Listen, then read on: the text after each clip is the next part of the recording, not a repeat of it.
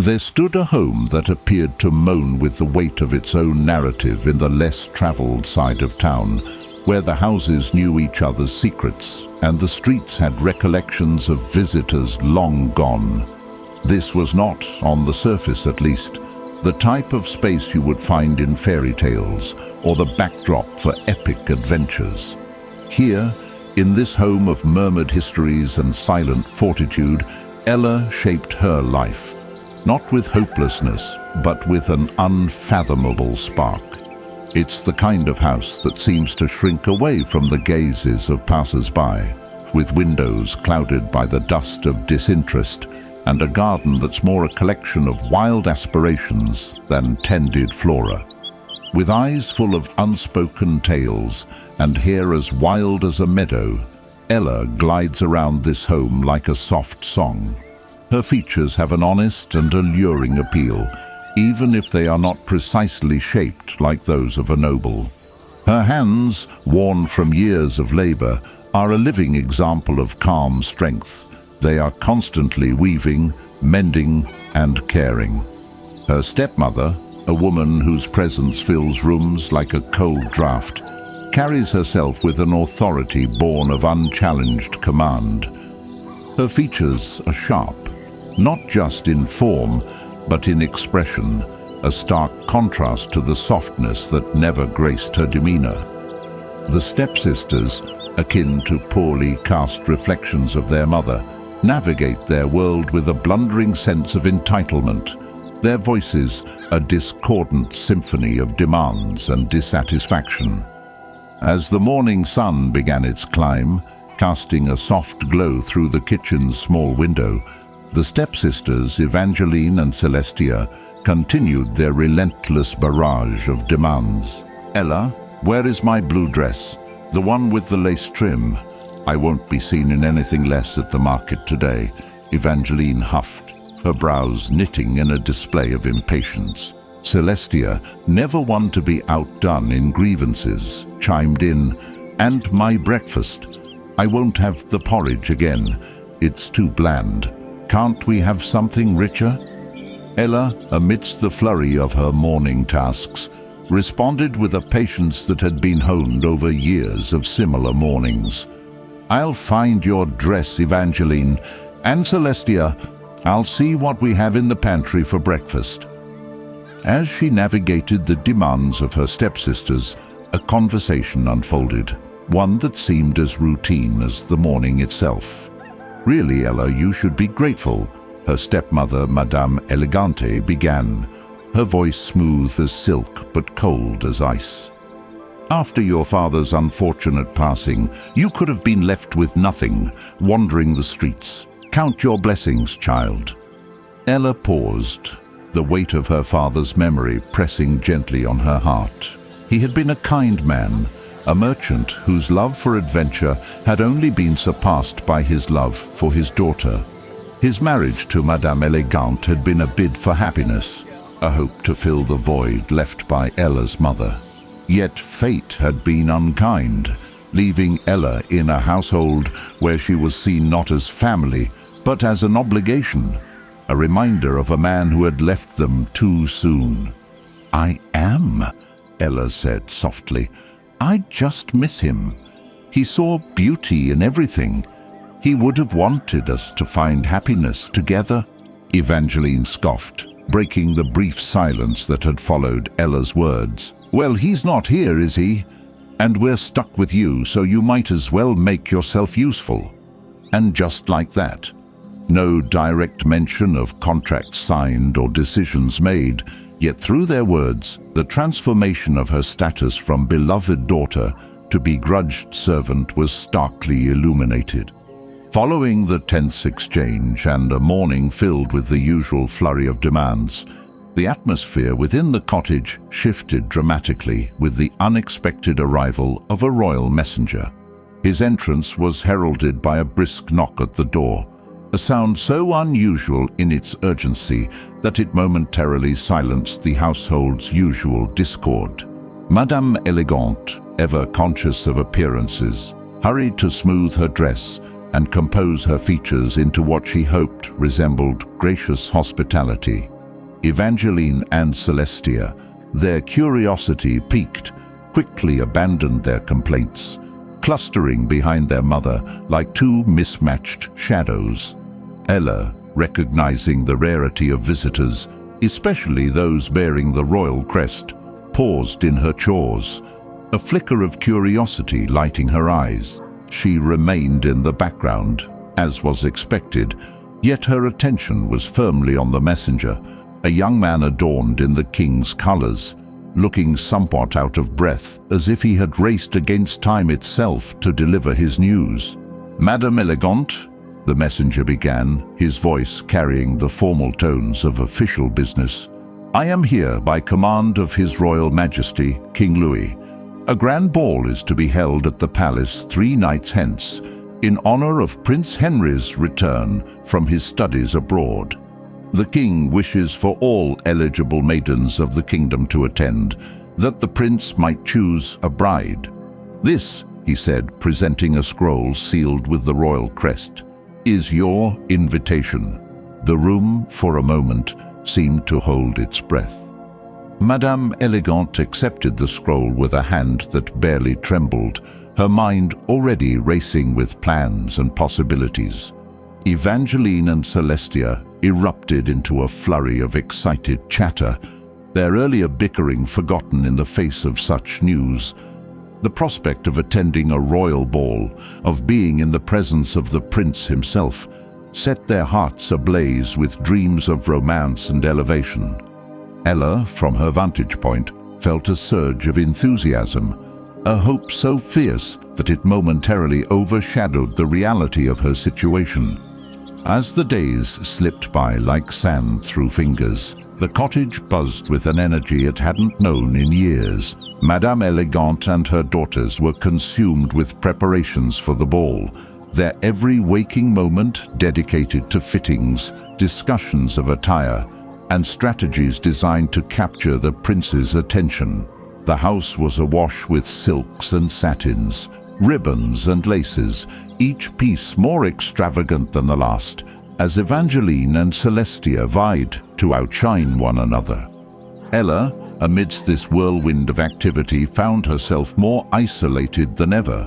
Her workload doubled as she attended to her family's demands, while watching her own hopes for the ball fade like the last stars at dawn.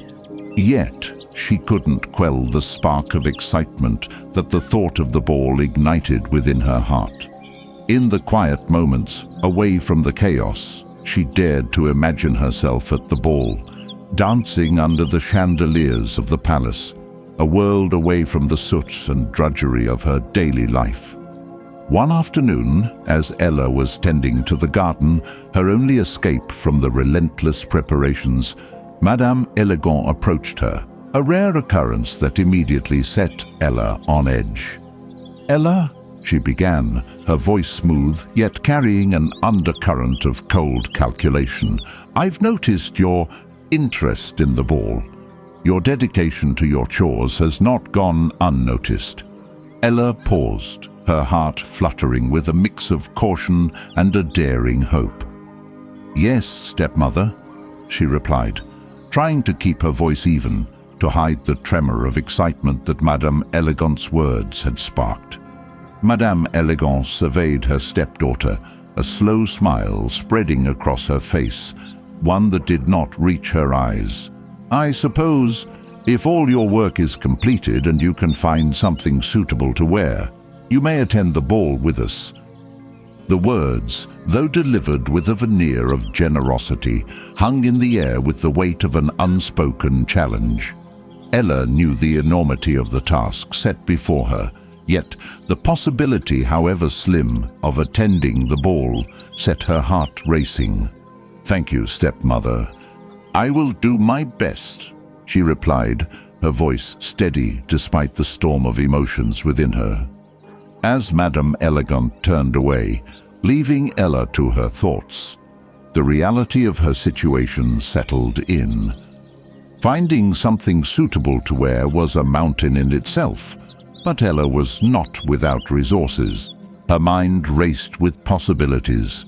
Thoughts of her mother's old dress, stored away and long forgotten, surfaced like a beacon of hope.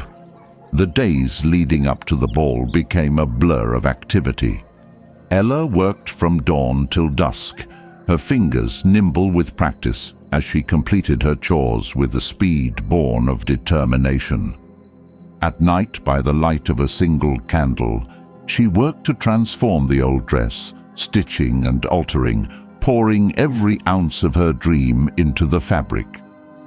As the day of the ball dawned, the cottage was a hive of nervous excitement.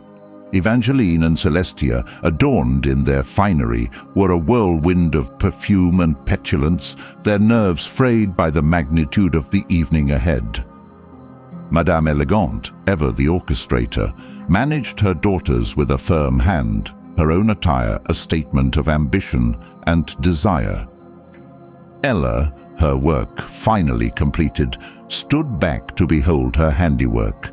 The dress, transformed under her careful hands, was a testament to her skill and vision, simple yet elegant, a reflection of her own inner beauty.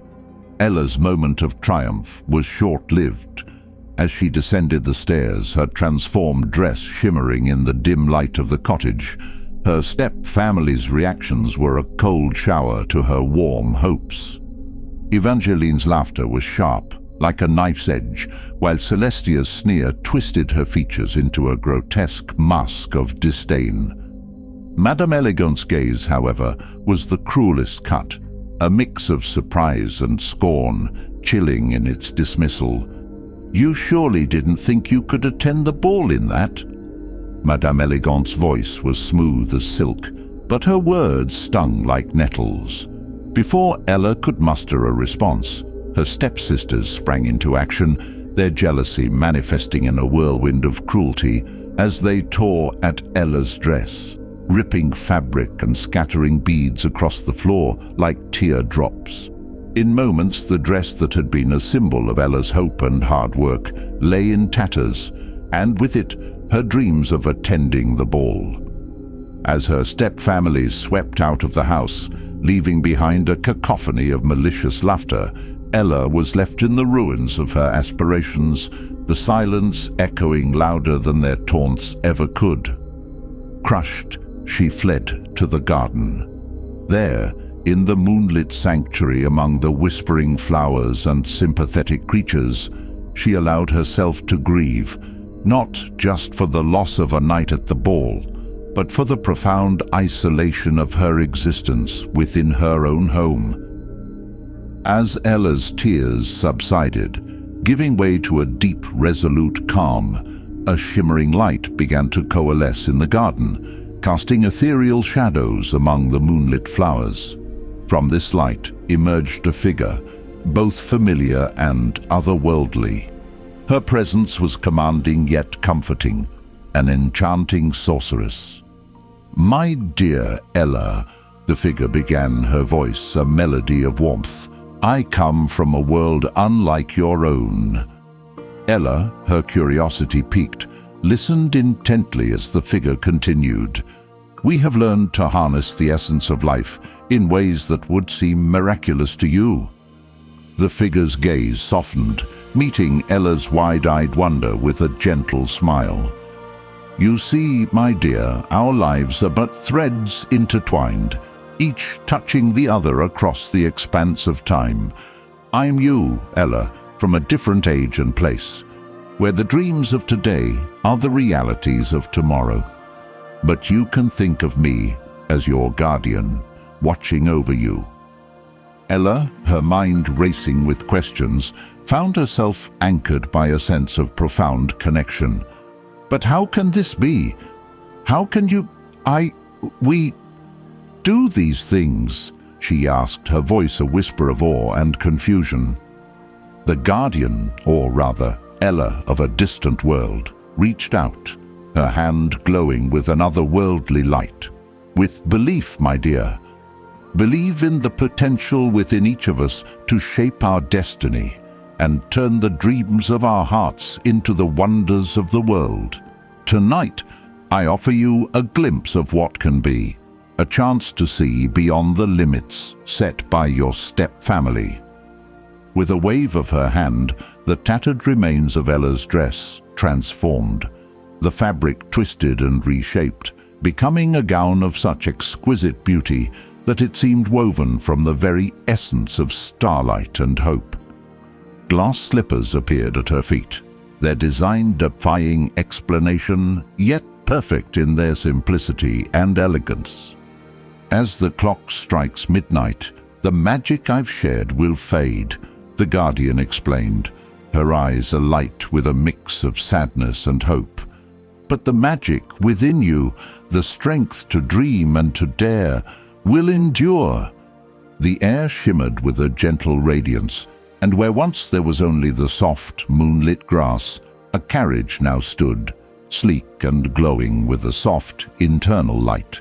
Its form was both familiar and utterly alien to Ella, embodying the essence of the advanced world her future self hails from. "Your carriage," the future Ella gestured, her voice imbued with a hint of pride.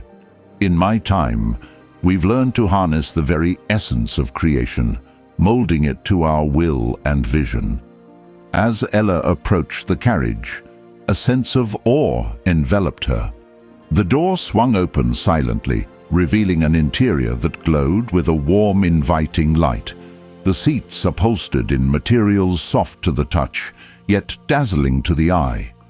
It was as if the carriage itself was alive, aware of its purpose that night. With a quiet hum, more felt than heard, the carriage began to move, gliding towards the palace with a smoothness that seemed like flying. Ella peered out of the window, her eyes widening as the distant silhouette of the castle came into view. It rose against the night sky like a beacon, its towers and turrets outlined with lights that twinkled like stars. As the story of this remarkable night comes to a pause, to be continued another time, with Ella on the verge of a life-changing encounter, don't forget to subscribe and like this video to continue this story later. And as a final reminder, like Ella, we should seize the day if we find ourselves on the verge of greatness one day, especially if we have been led to believe that that is not how life works.